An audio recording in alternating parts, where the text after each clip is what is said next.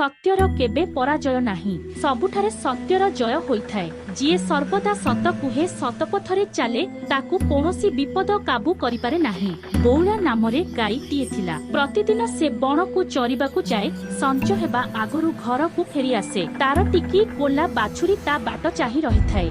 घरे पहुंची छुआकू क्षीर पियाए, ता देह चाटी गेड़ करी सुआई पकाए। दिने से बणरे चरु चरु बाट भूलीगला। फेरु फेरु संज होईगला। बाटरे गोटिए बाघ तार बाट ओगाड़िला, कहिला आज दिन जाक किछि खाई नाही, तोते खाई पेट पुराइबी। बोला कांदी कांदी नेहुरा होई कहिला, बाघ राजा तुमे मते दया कर, मो कोळा बाछुरीटी क्षीर न पी डहळ बिकळ हेउथिबो, मते अपेक्षा करिथिबो। तुमे मते छाड़ी दियो, तुमको कथा देउछि, सत कहूछि, मो छुआ को क्षीर पियाई निश्चय फेरी आसीबी, ता परे तुमे मते खाइबो। बाघ कहिला, तू सत कहूछु, निश्चय आसीबु। बौला कहिला, मते विश्वास कर, मो छुआ राण खाउछि, मु निश्चय फेरी आसीबी। बाघ बौला को छाड़ी देला। बौला घर को जाई ता छुआ को क्षीर पियाई गेड़ करी सुआई पकाई बण को फेरी कहिला, बाघ राजा एबे मते खाओ, मु मो कथा रखी तुम पाखकु आसीछि।